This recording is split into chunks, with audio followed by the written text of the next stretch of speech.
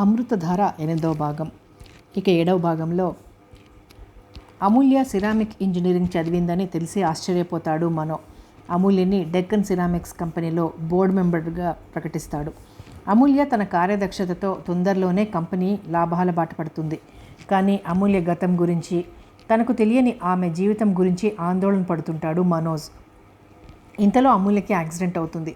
ఆ తెల్లారి ఒక భయంకరమైన నిజం తెలుస్తుంది మనోకి, వరుణ్ అనే అబ్బాయి గురించి. వరుణ్ తల్లి అమూల్య అని తెలిసి నివ్వెరపోతాడు. కథ కొనసాగుతుంది.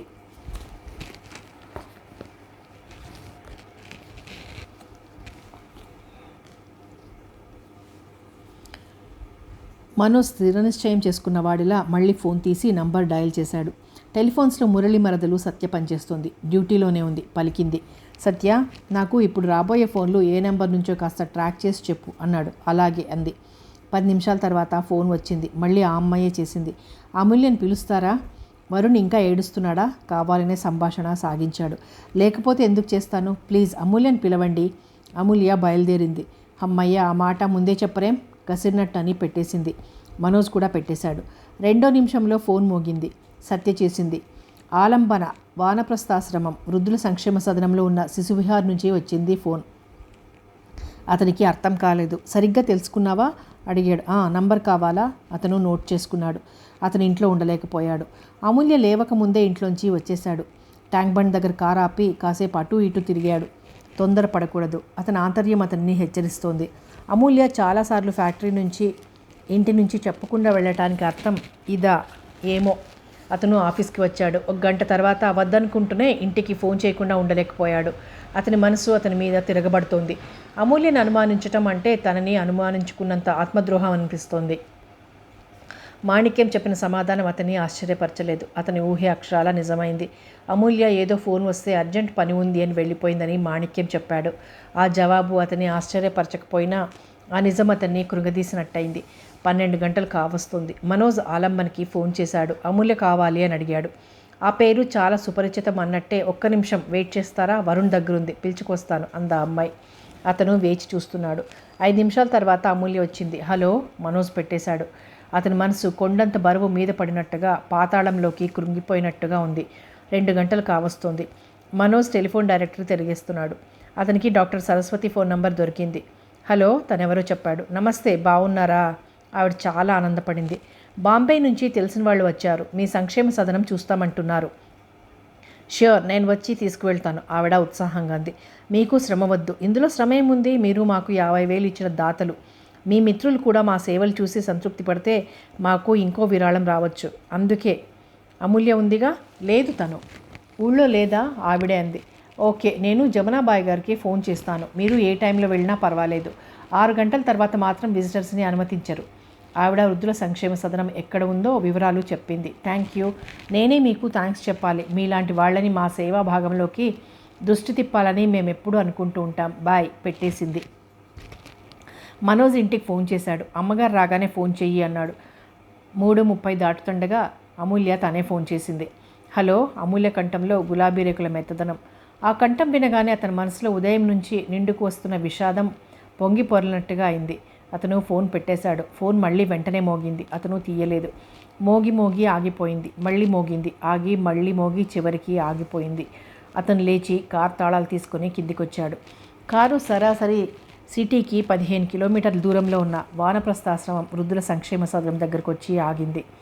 జమునాబాయి పేరు చెప్పగానే దర్వాను గేట్ వెంటనే తెరిచాడు. కారు లోపలికి వచ్చింది.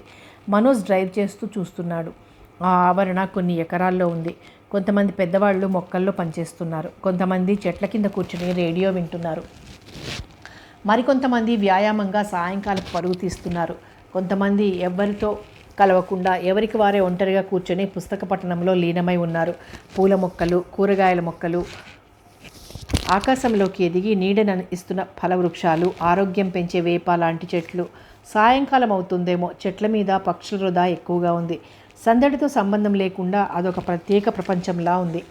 అంతటా ఒక విధమైన ప్రశాంతత. ప్రకృతి, మనుష్యులు, పక్షులు సహజీవనం చేస్తున్న పాతకాలపు గతం జ్ఞప్తికి తెస్తున్న సజీవ చిత్రంలో ఉంది. కొన్ని ఎకరాల్లో తనకి తాను ఒక ప్రపంచంగా ఉన్న స్థలంలో రోడ్డు కూడా నీట్గా ఉంది. కారు వానప్రస్థాశ్రమం కార్యాలయం ముందుకు వచ్చి ఆగింది. భవనం సింపుల్గా పెద్దగా ఉంది. నౌకరుతో తను కబురు పంపగానే జమునాబాయి గారు తనే స్వయంగా వచ్చి ఆధారంగా లోపలికి తీసుకువెళ్ళింది. సరస్వతి మధ్యాహ్నం ఫోన్ చేసింది. నేను మీకోసం ఎదురు చూస్తున్నాను. మీ అతిథులు ఎక్కడా? వాళ్ళు అనుకోకుండా వేరే పని మీద వెళ్లాల్సి వచ్చింది. నేను వచ్చాను అన్నాడు. రండి. ఆవిడ స్వయంగా దగ్గరుండి తీసుకువెళ్ళింది. వెంట ఉండి వివరంగా ఆశ్రమం అంతా చూపించింది. అదొక వసుధైక కుటుంబం. చిన్నపిల్లలకప్పుడు వివక్షత ఎలా తెలియదో పెద్దయిన తర్వాత ఆ భేషజాలని జీర్ణవస్త్రాలుగా వదిలేసి మనిషి తనతో తాను ప్రశాంతంగా గడపాలి అనుకునే రమణీయమైన చోటు అది. కొంతమంది ఇక్కడికి కావాలని కోరుకొని వస్తారు. కొంతమంది జీవితాల్లోంచి మెడబట్టి గెంటివేయబడినట్టుగా ఆశ్రయం కోరుతూ వస్తారు. జీవితంలో అలసిపోయిన పెద్దవాళ్ళు, నా అనేవాళ్ళు లేని వాళ్ళు, ఒంటరి వాళ్ళు, పిల్లలు దూరంగా ఉన్నవాళ్ళు, పిల్లలు వదిలేసిన వాళ్ళు, పిల్లలతో విసిగిపోయిన వాళ్ళు, రకరకాల జీవిత చిత్రపటంలో మూగపోయిన పావులు వాళ్ళు. అందరూ సంక్షేమం జాగరూకతతో చూస్తారు అక్కడ. వాళ్ళని ఊరికే కూర్చొనియరు. కాలక్షేపానికి వారి వారి చిత్త ప్రవృత్తిని బట్టి పనులున్నాయి. ఒక పక్కన తేనెటీగల పెంపకం, మరో పక్క కోళ్ల ఫామ్, ఇంకో పక్కన ఆవుల మంద, మరోవైపు చేతి పనుల సామర్థ్యం, కూరగాయలు, పూలు, వీటి పెంపకం. కుడివైపున మరో బంగళా పెంకు వేసిన పెద్ద హాలు ఉంది. దాని పేరు ఆలంబన. అది అనాథ బాలుర శిశు విహారం. పిల్లలకి దూరంగా ఉండి వారి కోసం తప్పించే పెద్దవాళ్ళకి ఈ చిన్నారులతో తమ మనసుల్లో వెలితిపూడ్చుకునే అవకాశం. అనాథ పిల్లల్ని తెచ్చి కులం, మతం, జాతి వివక్షతలు ఎరగని అందరం ఒకటే అనే ఒక సహజీవన వికాసంతో పెరిగి పెద్దయ్యే నూతన తరం తయారు చేయాలనే ఆదర్శం. ఆ చిన్నారులకి ఈ పెద్దవారు, ఈ పెద్దవారికి ఆ చిన్నారులు, ఒకరికొకరు పరస్పరమైన తోడు. అదే ఆలంబన. జమునాబాయి వివరంగా చెబుతోంది. మనోజ్కి ఇంతవరకు తనకి తెలియని, తన దృష్టికి రాని ఒక కొత్త ప్రపంచంలోకి తొంగి చూస్తున్నట్లుగా ఉంది. రండి. జమునాబాయి ఆలంబన భవనంలోకి తీసుకువెళ్ళింది. అది ఒక పెద్ద హాల్ నిండా గోడలకి వరుసగా అటు ఇటు ఒక 40 వరకు మంచాలు వేసి ఉన్నాయి. ఆ మంచాల మీద 3 నుంచి 6 సంవత్సరాల్లోపు పిల్లలు ఉన్నారు. పిల్లలు ఆరోగ్యంగా, జాగరూకత గల సంరక్షణలో పెరుగుతున్నట్టుగా ఉన్నారు. పరిసరాలు శుభ్రతగా, ఆరోగ్య నియమాలని పాటిస్తున్నట్టున్నాయి. జమునాబాయి ఒక్కొక్కరిని పలకరిస్తోంది. ఇక్కడ వరుణ్ అనే అబ్బాయి ఉండాలి అన్నాడు. ఏ వరుణ్? 3 ఉన్నారు. అమూల్య కొడుకు ఒకతను, మిసెస్ సింగ్ పంపినతను ఒక కుర్రాడు. ఆవిడ చెబుతోంది. మొదటి అతనే. అమూల్య కొడుక? మనోజ్ తల ఊపాడు. అదిగో ఆ చివర. ఆవిడ తీసుకువెళ్ళింది. మా ప్రాజెక్టులన్నింటికీ శివానంద్ అని మాకు చాలా సాయం చేశాడు. ఎక్కడెక్కడి నుంచో ఎవరెవరినో కానీ ఖర్చు పెట్టిన పీనాసి దగ్గర నుంచి కూడా డొనేషన్ వసూలు చేసి తెచ్చిచ్చేవాడు. ఈ సంస్థ ఇంత పెరిగిందంటే అతని అండ వల్లనే. ఇంకా కొన్ని ప్రాజెక్టులు ప్రారంభ దశలోనే ఉన్నాయి. అతను హఠాత్తుగా యాక్సిడెంట్లో పోయాడు. చాలా దురదృష్టం. భగవంతుడు మంచివాళ్ళని ఎందుకంత త్వరగా తీసుకువెళ్తాడో. గోడకి అట్నుంచి 3వ మంచం మీద 3 ఏళ్ల కుర్రాడు పడుకొని నిద్రపోతున్నాడు.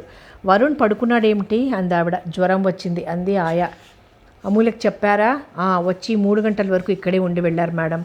అమూల్య అని మాకు చాలా సాయం చేస్తుంది ఆవిడ చెబుతూ వరుణ్ వరుణ్ అని పిలిచింది. కుర్రాడు కళ్ళు తెరిచి చూశాడు. జ్వరం కూడా ఉన్నట్టుంది. ముఖం ఎర్రగా కంది ఉంది. వరుణ్, నీకోసం ఒక అంకుల్ వచ్చారు, చూడు, నమస్తే చెప్పు అంది జమునాబాయి.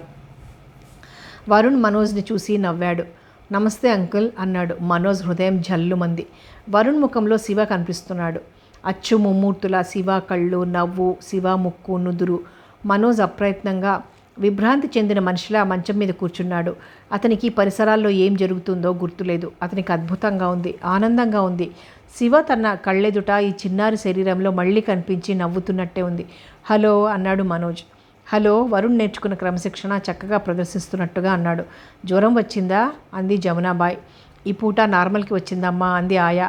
మా మమ్మీ వచ్చిందిగా, అందుకే జ్వరం తగ్గిపోయింది అన్నాడు వరుణ్ చేత్తో ఎగిరిపోయింది అన్నట్టు చూపిస్తూ. మా మమ్మీ అనటంలో ఎంత సాధికారికమైన సంతోషమో. మనోజ్ వరుణ్ చెయ్యి తన చేతుల్లోకి తీసుకున్నాడు. వరుణ్ స్నేహపూర్వకంగా చూసి నవ్వాడు. అంకుల్, నాకు జ్వరం వచ్చింది, లేకపోతే క్రికెట్లో మిమ్మల్ని ఓడించేవాడిని. దుప్పటి కింద నుంచి బ్యాట్ తీసి చూపించాడు. నాటీ బాయ్, రెస్ట్ తీసుకో, అంకుల్ మళ్ళీ వస్తారులే అని వెళ్దామా అంది ఆవిడ. మనోజ్ తప్పనిసరిగా లేచాడు. అతని కాళ్ళు యాంత్రికంగా నడుస్తుంటే అతని మనసు ఆ చిన్నారి శరీరం వదిలి రావటం లేదు. గుమ్మం దాటుతుండగా తిరిగి చూశాడు. వరుణ్ కూడా ఇటే చూస్తున్నాడు. మనోజ్ని చూడగానే నవ్వుతూ చెయ్యెత్తి టాటా అన్నట్టు ఊపాడు. అదే నవ్వు, శివ స్వచ్ఛమైన నవ్వు, మానవత్వపు కేతనానికి ప్రతీక లాంటి నవ్వు. మనోజ్ జమునాబాయి దగ్గర వీడ్కోలు తీసుకుని వచ్చేశాడు. కారు వానప్రస్థాశ్రమం దాటి బయటికి వచ్చేసింది. కొద్ది దూరం వచ్చిన తర్వాత ఇక డ్రైవ్ చేసే శక్తి లేనట్టుగా రోడ్డు పక్క కాపి స్టీరింగ్ మీదకి తలదించుకున్నాడు. అతనికి ఈ ప్రపంచానికి, ఈ అనుభవాలకి దూరంగా ఎక్కడికైనా పారిపోవాలనిపిస్తోంది. రాత్రి అమూల్యతో 1000 సంవత్సరాల అనుబంధంగా అనిపించిన అమృతతుల్యమైన ఆనందం ఇప్పుడు అంతకు 100 రెట్లు విషాదంగా అనిపిస్తోంది. అతనికి తను ఈ విషాదంలో నుంచి ఇక జీవితంలో తేరుకోవాలని అనిపిస్తోంది. రాత్రి అమూల్యని తనదాన్నిగా చేసుకున్నానన్న ఆ సంతోషం ఈ క్షణంలో ఒకరి భార్యని కాజేసిన దొంగతనంగా సిగ్గుతో తల భూమిలో దాచుకోవాలి అనిపించేట్టు చేస్తోంది. వరుణ్ నిన్న కనిపించకూడదు, అమూల్య అని మాకు సాయం చేస్తోంది. జమునాబాయి మాటలు గుర్తుకు వస్తున్నాయి. అమూల్యకి శివ అప్పచెప్పిన పనులేమిటో అతనికి ఇప్పుడు బాగా అర్థమవుతున్నాయి. శివ అమూల్య పేరిట బిల్లు వ్రాయటంలో గల అంతరార్థం కూడా తెలిసింది. కానీ శివ కొడుకు ఆలంబన్లో అనాథగా నా అనేవాళ్ళు లేనట్టుగా పెరుగుతున్నాడు. అతని మనసులో అది శూలం గుచ్చినట్టుగా ఉంది. అమూల్యకి ఎంత ధైర్యం! అతను అమూల్యని క్షమించలేకపోతున్నాడు. చాలా పొద్దుపోయిన తర్వాత ఇంటికి తిరిగి వచ్చాడు మనోజ్. ఇల్లంతా సందడిగా ఉంది. బామ్మ నిన్న మధ్యాహ్నం ఎందుకు ఫోన్ చేస్తే మాణిక్యం అమూల్యకి యాక్సిడెంట్ అయిందని చెప్పాడట. ఆవిడ, కరుణాకరం, వెంకటి, దుర్గ అందరూ వచ్చేశారు. మనోజ్ వచ్చేసరికి డ్రాయింగ్ రూమ్లో అమూల్యని భుజాల చుట్టూ చేయి వేసి దగ్గరగా కూర్చోపెట్టుకుని ఉంది రుక్మిణమ్మ గారు. షణ్ముగం గారు, ఆనందరావు గారు ఫ్యామిలీతో చూడటానికి వచ్చారు. చాలాసేపు అయిందట, వెళ్ళబోతున్నారు. ఎక్కడికి వెళ్ళావు మనోజ్ అన్నారు ఆనందరావు గారు. అతని ముఖం చూడండి ఇంకా ఎలా వాడిపోయి ఉందో అన్నాడు షణ్ముగం గారు. మనోజ్, షణ్ముగం గారు, ఆనందరావు గారు వెళ్తుంటే పంపించి సరాసరి తన గదిలోకి వచ్చాడు. బామ్మ లోపలికి వెళ్ళి దుర్గతో ఏదో చెప్తోంది. అమూల్య మంచినీళ్ళు తెచ్చింది. మనోజ్ చూడనట్టే ఊరుకున్నాడు. ఒంట్లో బాగాలేదా? కోమలమైన ఆ స్వరం రోజు కంటే ఇంకా మృదువుగా ఉంది. మనోజ్ విననట్టే కిటికీ వైపు తిరిగి కర్టన్ పక్కకి లాగాడు. మంచినీళ్ళు ఇవిగో అక్కడ పెట్టు. అతని గొంతు అతనికే కొత్తగా ఉంది.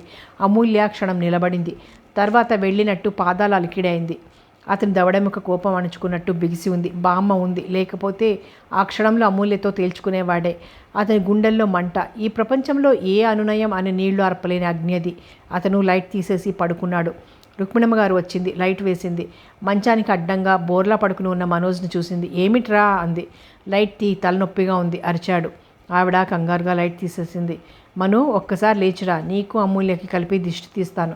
నేను అనుకుంటూనే ఉన్నాను ఈడు జోడుగా ఉన్నారని. ఎవరి కన్ను ఎలా? ఆవిడ ఆపింది. నీ చాదస్తాలు ఆపు, అవతలకి వెళ్ళు. ఏమిట్రా ఆ విసుగు? నాకు చాలా అలసటగా ఉంది. భోజనానికి రా, ఆకలి లేదు, నన్ను విసిగించకు, వెళ్ళు. అమూల్యని పంపుతాను. ఆవిడ వెళ్ళింది. మనోజ్ లేచి వచ్చి తలుపులు మూసేశాడు. మర్నాడు ఉదయం రుక్మిణమ్మ గారు అమూల్యని తనతో పావురాలపల్లి తీసుకెళ్ళి దెబ్బలు తగ్గే వరకు పంపనని గట్టిగా చెప్పేసింది. బామ్మ రమ్మంటున్నారు. అతను బయలుదేరుతుంటే అమూల్య వచ్చి చెప్పింది. వెళ్ళు అన్నాడు. ఇక్కడ ఫ్యాక్టరీలో పనులు సందేహంగా అంది. అవే జరుగుతాయి, నువ్వు మొదటి నుంచి లేవుగా. ఆ సమాధానం వినగానే అమూల్య అక్కడి నుంచి వెళ్ళిపోయింది. అతను బయటికి వెళ్లే ముందు అమూల్య లెటర్ హెడ్లో ఒక కాగితం చించి దుర్గకిచ్చి అమ్మాయి గారితో సంతకం పెట్టించుకురా అన్నాడు. కాగితం పట్టుకొని అమూల్య తనే వచ్చింది. ఏమిటిది? భయపడకు, నీ పేరిట ఉన్న ఆస్తి కాజేసే కాగితం మాత్రం కాదు, ధైర్యంగా సంతకం పెట్టవచ్చు. నేను పెట్టే తీసుకువచ్చాను. అమూల్య కంఠంలో రోషం ప్రతిధ్వనించింది. నేను మీతో ఒకసారి మాట్లాడాలి. నాకు ఇప్పుడు టైం లేదు. అయితే నేను ఇవాళ పావురాలపల్లి వెళ్ళను హఠంగా అంది. వెళ్ళి తీరాలి. నీ క్షేమం కోసం నేను ఇక్కడ ఆదుర్దాతో పనులు మానుకొని కూర్చోలేను. అతని కంఠం అధికారికంగా పలికింది. అమూల్య పెదవిని మునిపంటితో కొరుకుతూ నిలబడింది. బ్రీఫ్ కేస్ తీసుకుని అతను వెళ్ళిపోయాడు. 12 గంటలకి రుక్మిణమ్మ గారు ఫోన్ చేసింది. మేము 3 గంటల ట్రైన్కి వెళ్తున్నాంరా. సరే, నువ్వు కూడా మాతో వస్తే బాగుండేది. నాకు పనులున్నాయి. కనీసం స్టేషన్కైనా వస్తావా? వీలు కాదు. అతను ఫోన్ పెట్టేశాడు. మళ్ళీ ఫోన్ మోగింది. ఏమిటి బామ్మ, నాకు పనుందని చెప్పానా? కసిరినట్టే అన్నాడు. హలో, అది అమూల్య కంఠం. అతను బదులు పలకలేదు. మౌనంగా ఉండిపోయాడు. అమూల్య అడగలేక అడుగుతున్నట్టుగా ఉంది. మీరు దేనికో చాలా బాధపడుతున్నారు. కారణం నేను తెలుసుకోవచ్చా? అతను మాట్లాడలేదు. కాస్త ఆగి అంది. రాత్రి గురించా? అతను కాదని ఖండించలేదు. క్షణం సేపు నిశ్శబ్దం. అమూల్య ఫోన్ పెట్టేసింది. అతను పెట్టేశాడు. అమూల్యకి అర్థమవని ఆమె కంఠంలో బాధ అతనికి కాస్త ఉపశమనంగా ఉంది. మేనేజర్ వచ్చాడు. అర్జెంట్ అని లేబుల్ చూపిస్తున్న ఫైల్స్ మనోజ్ ముందు పెట్టి వెళ్ళాడు. ఇదిగో పిలిచాడు. సార్, ఎవరు వచ్చినా సరే నేను లేనని చెప్పేసేయి. అతను వెళ్తుంటే హెచ్చరికగా అన్నాడు.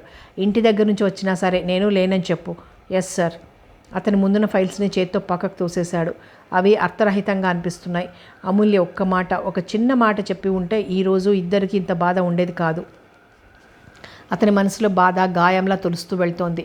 ఆ రోజు పావురాలపల్లిలో వేణుగోపాల స్వామి ఆలయం చెరువు మెట్ల మీద దృశ్యం, అవే మాటలు గుర్తుకు వస్తున్నాయి. అమూల్య శివ అప్పచెప్పిన అన్ని పనుల కంటే తన కొడుకుని రక్షించుకోవటానికే తన ఆశ్రయం కోరిందనే సంగతి అతనికి బాగా అర్థమవుతుంది. అందులో తప్పు లేదు. మనసు విప్పి ఉన్న నిజం అంతా చెప్పి ఉంటే తను అమూల్యను పెళ్లి చేసుకునేవాడా? ఆ పని ఎప్పటికీ జరిగేది కాదు. అతనికి ఇంకా బాగా అర్థమవుతోంది. శివ అమూల్యల పెళ్లి ప్రయత్నం, శివ మరణం ఇవి జరిగి 2.5 సంవత్సరాలే. కానీ వరుణ్కి 3 ఏళ్లు దాటినాయి. అంటే పెళ్లికి ముందే ప్రేమ ఫలం అన్నమాట. అతని కళ్ళ ముందు వరుణ్ ముద్దులు మూటగట్టే ముఖం, నమస్తే అంకుల్ అంటూ నవ్వుతూ కనిపిస్తోంది. ఆ చిన్నారి నవ్వు ముఖం మనోజ్ని వివసుడిని చేస్తోంది. ఈ ప్రపంచంలోకెల్లా అపురూపమైన ప్రాణంగా అనిపిస్తోంది. శివ కొడుకు అనాథగా వృద్ధుల ఆశ్రమంలో, వారి పెంపకంలో అనామకుడిగా అతని గుండెల్లో ఆవేశం అగ్ని జ్వాలలా లేస్తోంది. అమూల్య మీద విరుచుకుపడుతున్న ఆగ్రహాన్ని అతను అతి కష్టం మీద నిగ్రహించుకోవటానికి ప్రయత్నిస్తున్నాడు. అమూల్యకి ఎంత ధైర్యం! ఆ ముఖంలో విషాదం ఇప్పుడు తన నిజం అతనికి అద్దంలోలా చూపిస్తోంది. శివ వ్రాసిన వీలునామా అంతరార్థం అతన్ని వెక్కిరిస్తున్నట్టుగా ఉంది. అది శివ చేసిన అర్థం లేని పని అనుకున్నారంతా. కేవలం అమూల్య మీద మోజుతో చేసిన పని అనుకున్నారు.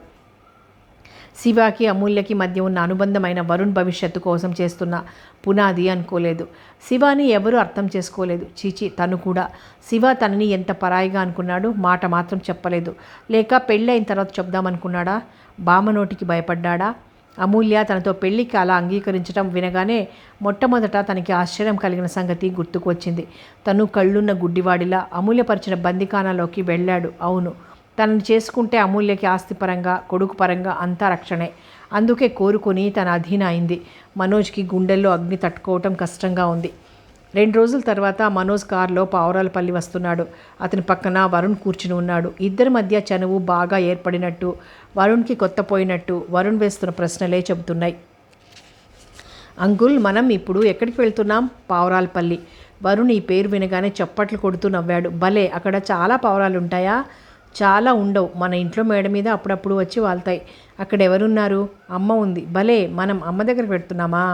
అవును, భలే భలే. వరుణ్ సంతోషం ఆపుకోలేక మనోజ్ నడుము చుట్టూ చేతులు వేసి బిగించాడు. నేను అమ్మ దగ్గరే ఉంటాను, ఇక్కడికి రాను అన్నాడు బొంగమూతితో. రావద్దు, నువ్వెప్పుడు అమ్మ దగ్గరే ఉందువు గాని తల్లినిముర్తు అన్నాడు.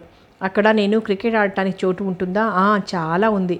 అక్కడ ఇంకా చాలామంది ఉన్నారు. తాతమ్మ ఉంది. తాతమ్మ అంటే తాతయ్య ఉన్నాడా? వాళ్ళమ్మ కాదు. మనోజ్కి ఎలా చెప్పాలో తెలియలేదు. నానమ్మ ఉంది, వెంకటి ఉన్నాడు, చిన్న ఉన్నాడు, దుర్గ ఉంది. అబ్బో, ఎంతమందో! అంకుల్, నాకు ఆకలేస్తోంది. మనోజ్ కారు ఆపి వెనక సీట్లోంచి బ్యాగ్ తీసి శాండ్విచెస్ తీసి తినిపించాడు. ఫ్లాస్క్ తెరిచి బోర్న్విటా తాగించాడు. నువ్వు కూడా తాగు. తను తాగేది మనోజ్ పెదవులకి అందించాడు. మను, తాగు, ఏదైనా మనం 50-50. శివ అన్న మాటలు గుర్తుకు వచ్చాయి. మనోజ్ వరుణ్ మూతి కర్చీఫ్తో తుడిచాడు. అది చూస్తూ, మా అమ్మ కర్చీఫ్ మీద బాగా కుడుతుంది, నీకు తెలుసా అన్నాడు. తెలియదు అన్నాడు. అమ్మని అడిగి ఇస్తానులే. నీకు మా నాన్న పేరు తెలుసా? తెలియదు. మా నాన్న పేరు శివ. ఎక్కడున్నాడు? వరుణ్ చేతులు బాగా ఎత్తి, అక్కడ దేవుడి దగ్గర ఉన్నాడు. మా అమ్మ చెప్పింది. నేను పెద్దయిన తర్వాత మా అమ్మని తీసుకెళ్తా. అలా అనవద్దు. చప్పున వాడిని దగ్గరకు తీసుకున్నాడు. కారు మళ్ళీ వస్తుంటే గాలికి ఎగురుతున్న పక్షి కనిపించింది. దానికి అన్నం ఎవరు పెడతారు అని అడిగాడు. దేవుడు. దానికి అంకుల్ ఉన్నాడా? ఉండే ఉంటాడు. వాటికి కార్లు ఉంటాయా? ఉండవు. వరుణ్ చిన్న వయసైనా ప్రతిదీ తెలుసుకోవాలని ఆసక్తి. కబుర్లు చెప్పి చెప్పి వరుణ్ నిద్రపోయాడు. వరుణ్ తల మనోజ్ తొడ మీద ఆనించాడు. మాటిమాటికి మనోజ్ చెయ్యి వరుణ్ తలనే నిమురుతోంది. ఒకసారి జుట్టులోకి వేళ్లు పోనిచ్చి ఆ స్పర్శానందం అనుభవిస్తూ ఇది కల కాదు, నిజం అని రుజువు చేసుకుంటున్నాడు.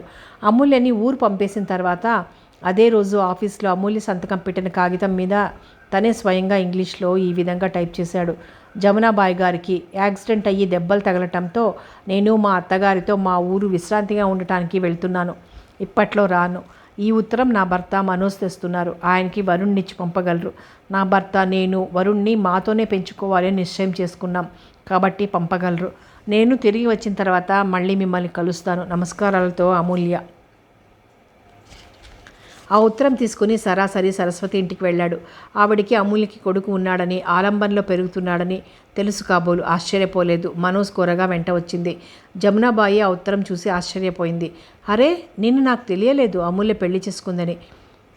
కానీ పర్వాలేదు అన్నాడు. వరుణ్ని పంపారు. అమ్మ దగ్గరికి వెళ్దామనగానే వరుణ్ కళ్ళల్లోకి వచ్చిన ఆనందం చూసి ఒక క్షణం మనోజ్ మనసు ఈర్ష్యాలేశంతో బాధాపూరితమైంది. వారిద్దరూ ఒకరికొకరు తను పూర్తిగా పరాయివాడు. ఇదే శివ కొడుకు ఇంకో పరిస్థితుల్లో అయితే ఈ ప్రపంచంలో తనకంటే ఇంకెవరూ దగ్గర కానట్టుగా చేసుకునేవాడు. ఇప్పుడు వేరు. అమూల్య ఈ పనికిమాలిన పెళ్ళి అనే అగాధంతో దూరంగా నెట్టేసింది. అమూల్య తన జీవితానికి వీలుగా తనని బాగా ఉపయోగించుకుందనే బాధ మనోజ్ మనసు మరీ వ్యాధాభరితం చేస్తోంది. ఆ రాత్రి అనుభవం అమూల్య దగ్గరికి వచ్చినట్టే వచ్చి అందుకోలేనంత దూరంగా వెళ్ళి నిలబడ్డట్టుగా ఉంది. అమూల్యతో తన పెళ్ళి ఈ ప్రపంచానికి అత్యంత సహజంగా ఉండవచ్చు. మిత్రుడు పోతే అతను పెళ్లి చేసుకోవాలనుకున్న అమ్మాయిని తను చేసుకోవటంలో విపరీతం ఏమీ కనిపించకపోవచ్చు. కానీ ఇది ఇష్టంతో జరగలేదు. మనోజ్ ఎదురుగా వస్తున్న లారీని తప్పించుకోబోయి కీచుమంటూ సడన్ బ్రేక్తో పక్కకి కారు తిప్పాడు. అతని గుండెలు కొట్టుకోవటం తగ్గడానికి 2 నిమిషాలు పట్టింది. అతని ఒడిలో పువ్వులా నిద్రపోతున్నాడు వరుణ్. సాయంత్రం అవుతోంది. పక్షులు గూళ్ళకు చేరుకుంటున్నాయి. బోయి మన కారు హార్న్ విని చిన్న పరిగెత్తుకు వచ్చాడు. మేడ మీద అమూల్యకి కాఫీ ఇచ్చి వస్తున్న దుర్గా తొంగి చూసింది. వెంటనే అరే అబ్బాయి గారు వచ్చేశారు అంటూ మెట్లు దిగి పరిగెత్తింది. కారు హారన్ గేట్ చప్పుడు వినగానే ఆవుకి మేత వేస్తున్న వెంకట్ కూడా వచ్చాడు. భగవద్గీత చదువుకుందామని తీయబోతున్న రుక్మిణమ్మ గారు సంబరంగా హాల్లోకి గబగబా వచ్చింది. కారు ఆగింది. వరుణ్ నిద్రమత్తుగా ఉన్న కళ్ళు తెరిచాడు. మన ఇల్లు వచ్చేసింది దా అంటూ కారులో నుంచి వరుణ్ణి దింపి ఎత్తుకుంటుంటే చిన్న ఈ అబ్బాయి ఎవరా అన్నట్టు ఆశ్చర్యంగా చూశాడు. వెంకట్ కళ్ళల్లోనూ అదే ప్రశ్న. అమ్మ ఏది అంటున్నాడు వరుణ్. లోపల ఉంది అంటున్నాడు మనోజ్ వరుణ్ణి ఎత్తుకొని సరాసరి వరండా మెట్లెక్కి లోపలికి వచ్చాడు. దుర్గ కూడా బాబుని చూసి తెల్లబోయింది. మను వచ్చావా అంది రుక్మిణమ్మ గారు. అంతలోనే ఈ పిల్లాడెవరు ఆవిడ ప్రశ్నార్థకంగా చూస్తోంది. అప్పటికి అమూల్య మెట్లు దిగి రాబోతూ మధ్యలోనే మనోజ్ చేతుల్లో ఉన్న వరుణ్ణి చూసి సర్పద్రష్టలా ఆగిపోయింది. కళ్ళు వెడల్పైనాయి. నమ్మలేనట్టు చూస్తోంది. మనోజ్ అమూల్య కళ్ళలో భావం గమనించకపోలేదు. ఆ ఆశ్చర్యం అతని మనసులో శూలం దింపినట్టే ఉంది. మనోజ్ వరుణ్కి రుక్మిణమ్మ గారిని చూపిస్తూ ఇదిగో నానమ్మ, అదిగో దుర్గా, అదిగో వెంకటి అని చెబుతూ అతి సహజంగా మెట్ల వైపు తిరిగాడు. అక్కడ అమూల్యను చూడగానే వరుణ్ మనోజ్ చేతుల్లోంచి చటుక్కున దూకి అమ్మ అంటూ అమూల్య వైపు పరిగెత్తాడు. రుక్మిణమ్మ గారు దిమ్మెరపోయినట్టు చూస్తుంది. ఎవర్రా ఈ అబ్బాయి అంది. అమూల్య పెంపుడు కొడుకు బామ్మ అన్నాడు. పెంపుడు కొడుకా? ఆవిడ చిత్రంగా చూసింది. అప్పటికే వరుణ్ అమూల్య దగ్గరికి వచ్చి కాళ్ళకు చుట్టేసుకుంటూ మరే అంకుల్ నేను కారులో వచ్చాం అన్నాడు. అమూల్య వాడిని ఎత్తుకుంది. గుండెలకి హత్తుకుంది. గిరుక్కున వెనక్కి తిరిగి పైకి తన గదిలోకి వెళ్ళిపోయింది. మనోజ్ ఉయ్యాల్లో కూర్చొని కాళ్ళు రాచుకుంటూ అబ్బా బామ్మ, హైదరాబాద్ నుంచి కారులో ప్రయాణం, కాఫీ ఇస్తావా ఇవ్వవా? ఏమిటి అలా చూస్తావు? అనుకోకుండా వచ్చాను, సంతోషంగా లేదా అన్నాడు. ఎందుకు లేదురా, ఏమిటో పెద్దదాన్ని అయిపోయాను కదా, ఏది చెప్పునా చెప్పలేకపోతున్నాను అంది. తర్వాత ఆవిడ ఆ కుర్రాడు గురించి అడగలేదు. మనోజ్ భోజనం చేశాడు. ఊర్లో ప్రెసిడెంట్ గారి దగ్గరికి వెళ్ళి కాలేజీ గురించి వివరాలు మాట్లాడి వచ్చాడు. అతను పైకి వెళ్ళలేదు. కిందనే గదిలో పడుకున్నాడు. బామ్మ నిద్రపోయింది. అందరూ పడుకున్నట్టున్నారు. అలికిడి లేదు. అతను పడుకోవటానికి లైట్ తీయబోతుంటే పాదాల శబ్దమైంది. అతను తిరిగి చూడలేదు. ఆ అడుగుల చప్పుడు అతనికి బాగానే తెలుసు. అమూల్య క్షణంసేపు అలాగే నిలబడింది. మీకు వరుణ్ సంగతి ఎలా తెలిసింది? అమూల్య కంఠంలో జీవం లేదు. చాలాసేపటి నుంచి ఏడ్చినట్టుగా బొంగురుగా ఉంది. మనోజ్ మాట్లాడలేదు. ఇక్కడికి ఎందుకు తీసుకొచ్చారు? ఆ మాటలు అర్థింపే తప్ప అధికారం లేదు. వాడు ఉండాల్సిన చోటుకే వచ్చాడు. నీ పుణ్యమా అని చాలా ఆలస్యంగా. కానీ బామ్మ, ఓహో ఆవిడ కోసం ఇన్నాళ్ళు దాచావన్నమాట. అదా నీ భయం? పాపం. అవునులే, ఆవిడనే కదూ మొదట ఆకట్టుకుంది. ఈ ప్రపంచంలో ఉన్న వ్యంగ్యం అంతా అతని గొంతులోనే వచ్చిందా అన్నట్టుంది. నేను ఎవరిని బాధ పెట్టకూడదనుకున్నాను. అమూల్య ఏదో చెప్పబోతుంటే అతను చెయ్యెత్తి వారించాడు. నాకు నిద్ర వస్తోంది. అతని కంఠం ఆ ప్రసంగానికి ఫుల్ స్టాప్ పెట్టినట్లుగా ఉంది. అతను లైట్ తీసేశాడు. అమూల్య మళ్ళీ వేసింది. ఆ ప్రయత్నంలో ఇద్దరూ ఒకరికొకరు అభిముఖంగా వచ్చారు. వరుణ్ని ఇక్కడ తీసుకువచ్చే ముందు నాతో ఒక్క మాట ఎందుకు చెప్పలేదు? నోర్ముయ్, వరుణ్ గురించి నువ్వు అసలు నాకు చెప్పావా? నీకెంత ధైర్యం? శివ కొడుకుని అనాథాశ్రమంలో ఉంచుతావా? అది నేను బ్రతికి ఉండగా, అందులో నువ్వు నా ఇంట్లో ఉంటూ. అతని గొంతులో అసహ్యం, చీత్కారం, ఆగ్రహం స్పష్టంగా కనిపిస్తున్నాయి. అమూల్య నిర్విణ్ణురాలైంది. అతని మాటల్లో అలాంటి తీవ్రత ఎప్పుడూ చూడలేదు. మనోజ్ చూపుడు వేలు చూపిస్తూ అన్నాడు. వరుణ్ ఈ ఇంట్లో, ఇక్కడే శివ కొడుగ్గా అన్ని అధికారాలతో పెరుగుతాడు. నువ్వు కూడా ఇక్కడే ఉంటున్నావు, ప్రపంచానికి నా భార్యగా. భార్య అన్నమాట అతని పెదవుల మధ్య నొక్కి విరుపుతో వచ్చింది. కానీ ఇంట్లో వాడికి ఆయాగా. అమూల్య గభాలను అక్కడి నుంచి వెళ్ళబోయింది. మనోజ్ ఒక్క అంగలో వచ్చి చెయ్యి పట్టి ఆపాడు.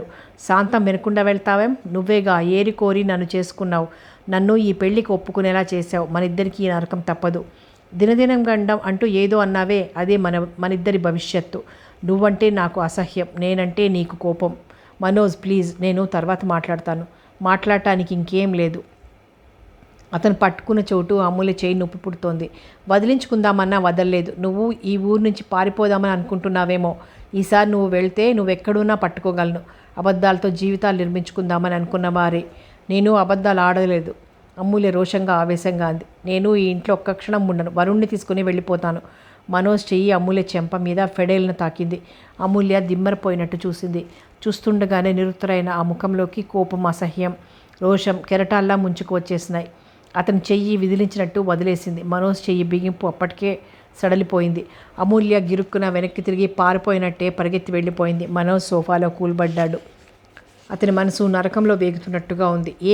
ఏం పాపం చేశాడని తనకి శిక్ష? అసలు అమూల్య అంటే తన మనసులో ఇష్టం ఏర్పడటంతోనే తన జీవితంలో శాస్తి లాంటిది ప్రారంభమైందా? ఈ పనిష్మెంట్ అమూల్యకి కాదు, తనకి. చిన్నప్పటి నుంచి చేయని తప్పుకి తన శిక్ష అనుభవిస్తూనే ఉన్నాడు. ఇప్పుడు కూడా అంతే జరిగింది. శివాని ప్రేమించాడు. శివ వల్ల లభించిందేమిటి? తనని శివ మనసులో మాట చెప్పుకోగలిగే స్నేహితుడిగా కూడా దగ్గరికి కాలేకపోయాడు. దానికి వరుణ్ ఒక ఉదాహరణ. శివ వరుణ్ ప్రాణం పోసుకున్నప్పుడే సరాసరి వచ్చి ఇలా అయింది మను అని ఉంటే తమ జీవితాలు మరొక రకంగా ఉండేవి. అమూల్యని ఇష్టపడటం ఇంకా క్షమించరాని నేరంగా మారింది. తన జీవితంలో తను మనసారా కోరుకుని ఇష్టపడిన ఒకే ఒక ఆడపిల్లతో జీవితం పంచుకోవాలనుకుంటే ఆ కోరిక అగ్నిగుండంలోకి నెట్టేసింది. బామ్మ సంగతి ఇప్పుడు అసలు సమస్య. వరుణ్ణి చూస్తే ఎవ్వరికైనా శివ గుర్తుకు రాక మానడు. ఆవిడ వరుణ్ శివ కొడుకు అన్న సత్యం ఏ విధంగా జీర్ణించుకుంటుందో, రాజీకి రావటానికి ఎంతకాలం పడుతుందో. ఏది ఏమైనా కానీ బామ్మకి బాధ కలిగించినా, అమూల్యకి నచ్చకపోయినా వరుణ్ తండ్రి ద్వారా పుట్టుకతో వచ్చిన హక్కుగల అధికారంతో తన సంరక్షణలో ఈ ఇంట్లోనే పెరుగుతాడు. దాన్ని ఎవ్వరూ ఆపలేరు. వరుణ్ శివాలా అండలేని ఒంటరివాడు కాదు. శివాకి జరిగిన అన్యాయం తను వరుణ్కి జరగనీయాడు. అది తన కనీస కర్తవ్యం. ఆలంబన్లో తోటి కుర్రాళ్లలో పెరగటం వల్లనేమో వరుణ్ కొత్త అనేది లేకుండా ఇంట్లో అందరికీ త్వరలోనే మాలిమైపోయాడు.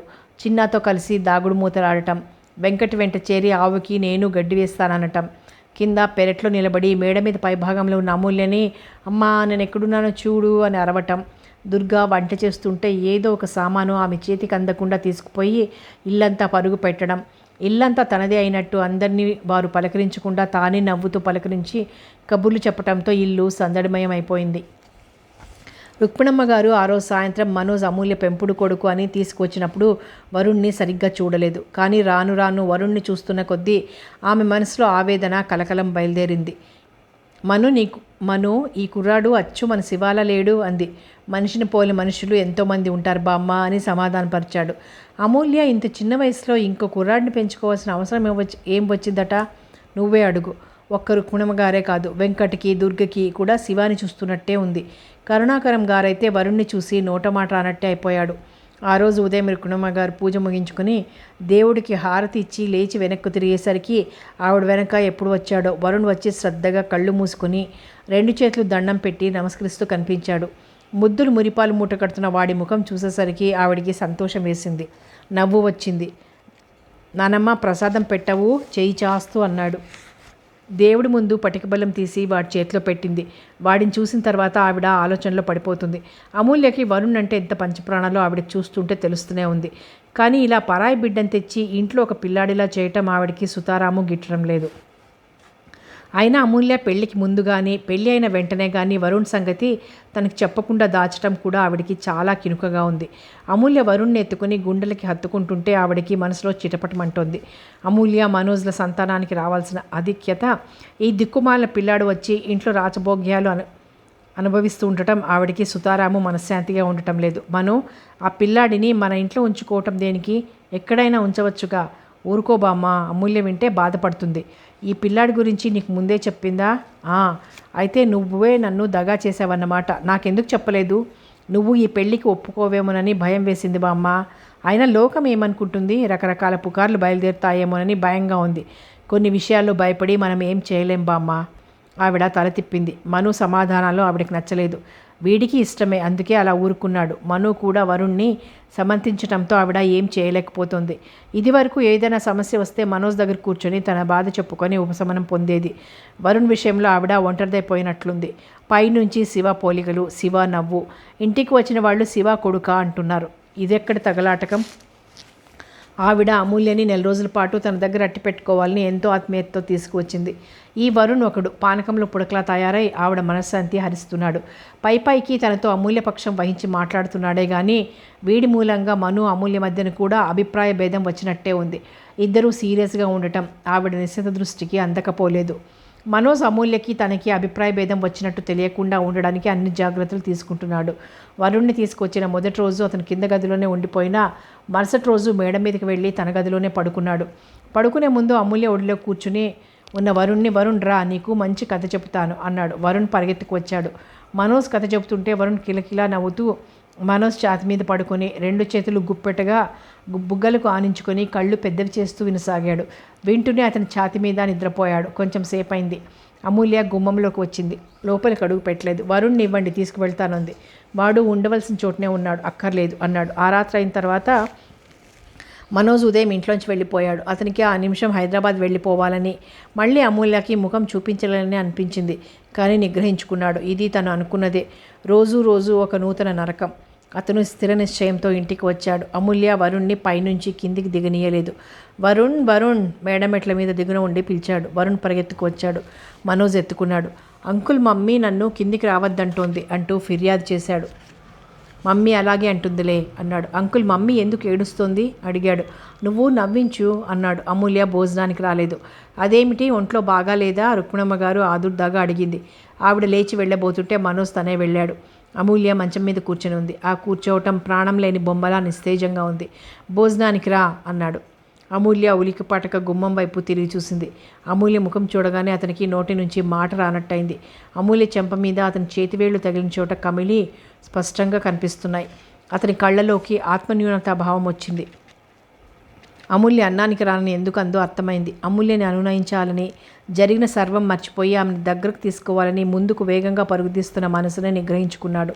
నేను రాక్షసంగా ప్రవర్తించిందే నీకు తెలుస్తోంది. నాకు నువ్వెంత పిచ్చెక్కించావో అర్థం చేసుకో అన్నాడు. అతను అంటుండగానే రుక్మిణమ్మ గారు వెనక్కి వచ్చింది. భోజనానికి రా అమూల్య, ఆకలి లేదు. అమూల్య చప్పున చెంపకు చెయ్యి ఆనించుకున్నట్టుగా అడ్డు పెట్టుకుంది. ఆవిడ అమ్మా నాయన అంటూ బ్రతిమిలాడలేదు. కోపగించుకున్నట్లుగా కిందికి వెళ్ళిపోయింది.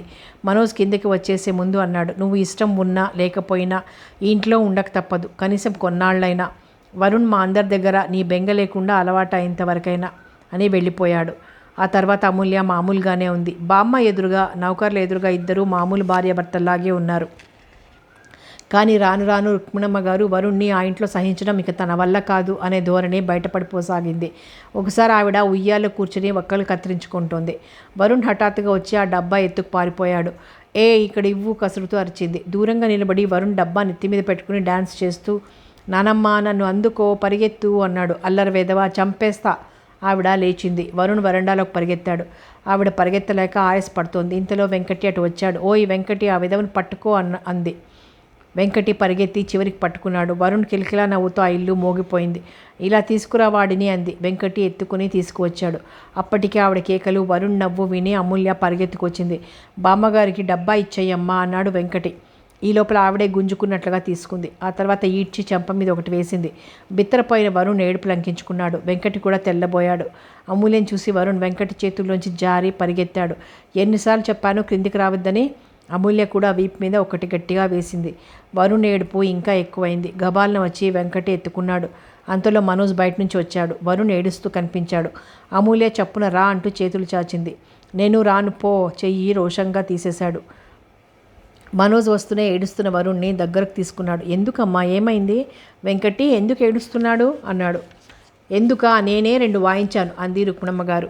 అమ్మ కూడా నన్ను కొట్టింది అంకుల్ ఏడుస్తూ చెప్పాడు. నిజమేనా? ఏమైంది వెంకటి అసలు అడిగాడు. వెంకటి క్లుప్తంగా చెప్పాడు. మనోజ్ ఆగ్రహంగా శాసిస్తున్నట్లుగా అన్నాడు. ఈ ఇంట్లో ఎవరైనా వాడు ఒంటి మీద చేయి వేశారా? నేను ఊరుకోను, ఎవరైనా సరే. అమూల్య తలదించుకుంది. రుక్మిణమ్మ గారు మాత్రం ఆవిడ అరికాలి మంట నెత్తికెక్కినట్లుగా ఆవేశంతో, వాడు పిచ్చి పిచ్చి అలర్ట్ చేస్తుంటే ఊరుకోవటం నా వల్ల మాత్రం కాదు. నేను ముందే చెబుతున్నాను. ఎక్కడి నుంచో ముష్టి విధవని తీసుకొచ్చి ఇంట్లో ఇంత అధికారమా? పైనుంచి దరిద్ర విధవకి నేను భయపడాలా? బామ్మ మనోజ్ అరుపుకి ఇల్లు దద్దరిల్లింది. వరుణ్ని ఎత్తుకుని దగ్గరికి వచ్చాడు. వేలు పెట్టి చూపిస్తూ, వరుణ్ ముష్టివాడైతే నేను అదే అవుతాను, నువ్వు అదే అవుతావు. వరుణ్ ఎవ్వరో కాదు, అమూల్య కొడుకు, శివ కొడుకు. అమూల్యకి శివాకి పుట్టిన కొడుకు. ఈ ఇంట్లో నీకు నాకు ఎంత అధికారం ఉందో వాడికి అంత ఉంది. ఈ ఆస్తిలో సగభాగానికి వాడు వారసుడు. వాడిని పంపమంటే ఈ ఇంటిని 2 ముక్కలు చేయాలి. ఆవిడ నిలువున నీరు కారిపోయినట్టు చూసింది. క్షణం క్రితం ఆవిడ ముఖంలో కనిపించిన ఆహాన్ని మనోజ్ మాటలు నిలువుగా చీల్చేసినట్టుగా అయిపోయినాయి. ఏమిట్రా నువ్వనేది అంది. అవును బామ్మ, నీకు చెప్పకుండా దాచే స్థితి లేదు. వీడు శివ కొడుకు, అమూల్య వీడికి తల్లి. నీకు ఇష్టం ఉన్నా లేకపోయినా వీడు ఈ ఇంట్లో పెరిగి తీరుతాడు. ఆవిడ కొరడా దెబ్బలు తిన్న మనిషిలా అయింది. ఒకసారి మనోజ్ మెడ చుట్టూ చేయి వేసి అతని చేతుల్లో ఉన్న వరుణ్ణి ఆశాంతం శ్రద్ధగా చూసింది. తర్వాత తల తిప్పి అమూల్య వైపు చూసింది. ఆవిడ కళ్ళల్లో మూర్తి భవించిన అసహ్యం. ఆ నిమిషంలో ఆవిడ చూపులకే శక్తి ఉంటే అమూల్య బగ్గున మండిపోయి గుప్పెడు బూడిదగా మారి ఉండేది. ఆవిడ మనోజ్ వైపు తిరిగింది. మనో, ఒక్క మాట చెప్పు, వీడి సంగతి నీకు ముందే తెలుసా? మనోజ్ జవాబు చెప్పలేదు. ఆవిడ హఠాత్తుగా మనోజ్ చొక్కా పట్టుకుంది. ఎంత ధైర్యంరా నీకు? అమ్ములే ఎవరో తెలుసు కూడా. నా చేతులతోనే నేను అంత వైభవంగా పెళ్లి చేస్తుంటే చూస్తూ ఊరుకుంటావా? నన్ను దేవుడు కాదురా, నువ్వు మోసం చేసావు. ఆవిడ పెద్ద పెట్టున ఏడుపు వచ్చేసింది. గబాల్న మనోజ్ని వదిలేసి గదిలోకి వెళ్ళిపోయి తలుపులు దడాలను మూసుకుంది. నువ్వు కాదు బామ్మ, మోసపోయింది నేను. అతనికి లోపల దుఃఖపు అగ్ని దహిస్తోంది. అమూల్య ఆవిడ వెంట వెళ్ళబోతుంటే మనోజ్ ఆగు అన్నాడు. అమూల్య ఆగిపోయింది. చేసింది చాలు, ఇక ఆవిడ్ని మాట్లాడించకు అన్నాడు. ఇంతలో కరుణాకరం గారు అమ్మగారు అంటూ వచ్చాడు. ఆయన వెంట ఊరి పెద్దలు 2 ఉన్నారు. అమూల్య దుఃఖాన్ని ఆవేశాన్ని గుటక మింగి పైకి వెళ్ళిపోయింది. రండి అన్నాడు మనోజ్. మనోజ్ మనసు చాలా ఆందోళనమయంగా ఉంది. కాలేజీ సంగతులు కరుణాకరం గారితో వచ్చిన వారితో మాట్లాడుతూనే ఉన్నాడు కానీ అతని దృష్టి చెవులు రెక్కించినట్టు బామ్మగది తలుపుల శబ్దం మీదనే ఉంది. అమ్మగారు ఎక్కడ? మా అబ్బాయికి పెళ్లి సంబంధం కుదిరింది. అమ్మగారు ఆ సంబంధం మంచిది అంటూ మాకు పంపారు అన్నాడు గోవిందరావు. గదిలో ఉంది, పిలవండి అన్నాడు మనోజ్. కరుణాకరం గారు వెళ్ళి తలుపు తట్టాడు. అమ్మగారు, గోవిందరావు వచ్చాడండి. వాళ్ళ అబ్బాయి పెళ్లి నిశ్చయమైందట. ఈ శుభవార్త మొట్టమొదట మీకే చెప్పాలట. మనోజ్ ఒడిలో కూర్చుని ఉన్న వరుణ్కి తన గడియారం ఇచ్చి ఆడుతుంటే చూస్తున్నాడు. 5 నిమిషాలైంది. మనోజ్కి సస్పెన్స్ భరించలేక ఇంకో 5 నిమిషాలు ఉంటే తల బద్దలైపోతుందేమో అనిపిస్తోంది. గది తలుపు తెరుచుకున్న ధ్వని. గోవిందరావు గారు వచ్చారండి, కూర్చోమనండి, వస్తున్నాను. మనోజ్ గట్టిగా గాలి పీల్చుకున్నాడు. అతనికి స్తంభించిపోయిన ఊపిరి ఇప్పుడు అందుతున్నట్టుగా ఉంది. 2 నిమిషాల తర్వాత ఆవిడ వచ్చింది. అది బామ్మ స్థైర్యం. ఇంట్లో ఎంత కల్లోలం జరగని, బయట వాళ్ల ముందు రవ్వంత కూడా తెలియనియదు. ఆవిడ ఈ సంసారం గట్టెక్కించడానికి పునాది అదే. వచ్చిన వాళ్ళు వెళ్ళిపోయారు. ఆవిడ వెంటనే లోపలికి వెళ్ళి తలుపులు మళ్ళీ మూసుకుంది. ఆ రోజంతా ఆవిడ పచ్చి మంచినీళ్ళు ముట్టలేదు, ఎవరితో మాట్లాడలేదు. రాత్రైంది. మనోజ్ ఉయ్యాల్లో కూర్చొని కరుణాకరం ఇచ్చిన కాగితాలు చూస్తున్నాడు. వరుణ్ ఉయ్యాల బల్ల మీద కూర్చొని మనోజ్ను ఊపి వేస్తూ కిలకిలా నవ్వుతున్నాడు. మనోజ్ చేయి చాచి వాడి తల మీద జుట్టు చెరిపి తను నవ్వాడు. ఉదయం అమూల్య కొట్టిందని తల్లి దగ్గరికి వెళ్ళలేదు. మమ్మీ జట్టు నేను కట్ అన్నాడు వేళ్ళు చూపిస్తూ. చా, అలా అనకూడదు అనునయించాడు. మరి నన్నెందుకు కొట్టాలి? నువ్వు అల్లరి చేశావు కాబట్టి. నానమ్మకి నేనంటే ఎందుకు కోపం? పాపం ఆవిడికి తలనొప్పి వచ్చింది. అసలే తలనొప్పి కదా, నువ్వు అల్లరి చేస్తే ఇంకా కోపం వచ్చింది. వరుణ్ అలాగా అన్నట్టు అర్థమైందన్నట్టుగా చూశాడు. అల్లరి చెయ్యనులే అన్నాడు. ఇంతలో రుక్మిణమ్మ గారు అక్కడికి వచ్చింది. ఆవిడ తలదువ్వుకుంది, ఇస్త్రీ జరీ చీర కట్టుకుంది. దర్బారుకు వచ్చిన మహారాణిలా టీవీగా నడిచి వచ్చి మనోజ్ ఉయ్యాలకు ఎదురుగా ఉన్న సోఫాలో కూర్చుంది. దుర్గా, దుర్గా పిలిచింది. ఆ స్వరం అధికారపూర్వకంగా ఫర్మానా జారీ చేయబోయే మనిషిలా ఉంది. వస్తున్నా అమ్మా, దుర్గా లోపల నుంచి పలికింది. వరుణ్ ఆవిడకి ఎదురుగా వచ్చి నిలబడ్డాడు.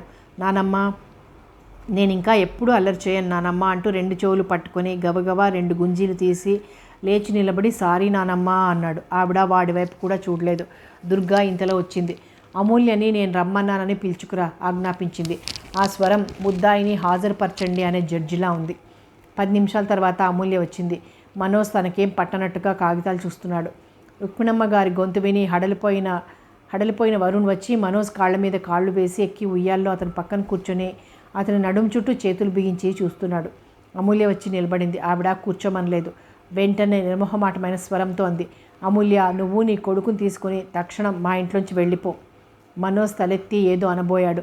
ఆవిడ చెయ్యి విదిలించి, నువ్వు ఆగు మనో, నీకు ఇష్టం లేకపోయినా నీ మెడలు వంచి నా చేతులతో నేను ఈ పెళ్లి చేశాను. నేను మోసపోయాను. మోసంతో జరిగిన ఈ పెళ్లికి మనం కట్టుబడాల్సిన అవసరం లేదు. నేను చేసిన ఈ పెళ్లి నేనే విడగొట్టేస్తాను. కానీ బామ్మ, వరుణ్ మన శివ కొడుకు. మన అని నన్ను కలపకురా. వాడు బ్రతికున్నప్పుడే కాదు, చచ్చిపోయిన తర్వాత కూడా నా మీద పగ తీర్చుకుంటున్నాడు. ఇది ఎన్ని జన్మల విరోధమో. కానీ తెలియకుండా ఒక పొరపాటు జరిగిపోయింది. దానిలో కూర్చుని కుమిలిపోయే కంటే అందులో నుంచి బయటపడటం ఎలాగా అని ఆలోచించాలి. బామ్మ తనకు నచ్చిన బామ్మ. ఆవిడెప్పుడు సమస్యలు వస్తే చూస్తూ చేతులు ముడుచుకొని కూర్చోగా తను చూడలేదు. ఇప్పుడు అంతే. సమస్య జటిలం అయిన కొద్దీ ఆవిడ బుద్ధి సానబెట్టినట్టు మరింత పదును తేలుతుంది. ఆవిడ చూపుల్లో అమూల్య అంటే బద్ధవైరి లాంటి భావం. తనని మోసం చేసిన వారిని గుర్తెరిగిన తీక్షణమైన అసహ్యం. అమూల్య మాట్లాడలేదు. వెనక్కి తిరిగి వెళ్ళిపోయింది. నీ కొడుకుని ఇక్కడి నుంచి తీసుకువెళ్ళు గదమాయింపుతో చెప్పింది ఆవిడ. వరుణ్ రా, అమూల్య పిలిచింది. నేను రాను, పో అవతలికి, రుక్మిణమ్మ గారు కసిరింది. నేను పోను, నువ్వే పో, మా అంకుల్ అంటూ వరుణ్ మనోజ్ మెడ చుట్టూ చేతులు బంధించి మెడ దగ్గర తలదాచుకున్నాడు. మనోజ్ ఆ క్షణంలో ఏమన్నా అక్కడ ఒక పెద్ద బడబాగ్ని బయలుదేరుతుంది. వరుణ్ చేయి మీద చేత్తో నిమిరాడు. నిద్రపోయే టైం అయింది, గుడ్ బాయ్, వెళ్ళమ్మా. ఊహు, నేను వెళ్ళను, నువ్వు రా. మనోజ్ కాగితాలు పక్కన పెట్టి వరుణ్ ఎత్తుకుని పైకి తీసుకువెళ్ళాడు. అమూల్య ఆవిడికి ఏదో చెప్పబోయింది. ఆవిడ చూపుల్లో ఒక పురుగును చూసిన ఏవగింపు. చాలించు, నీ నమ్రత, ఆత్మీయత నిజమనుకొని మురిసిపోయాను. నటన అని నాకు తెలియలేదు. పర్వాలేదు, ఇప్పటికైనా మా కళ్ళు తెరిపినబడ్డాయి. ఒక్కరికి కొడుకుని కని ఇంకొకరికి భార్యవయ్యావు, ఎంత ధైర్యం. ఆవిడ మనసులో మాట అనేసి వెళ్ళిపోయింది. అమూల్య అక్కడే నిలబడిపోయింది. చాలాసేపు అయిన తర్వాత మెట్లెక్కి పైకి వస్తుంటే మెట్లు దిగుతూ మనోజ్ ఎదురయ్యాడు.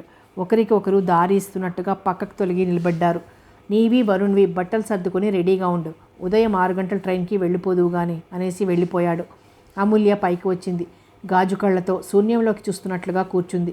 శివ, చూసావా నేనెంత సంతోషంగా ఉన్నానో, చూస్తున్నావా?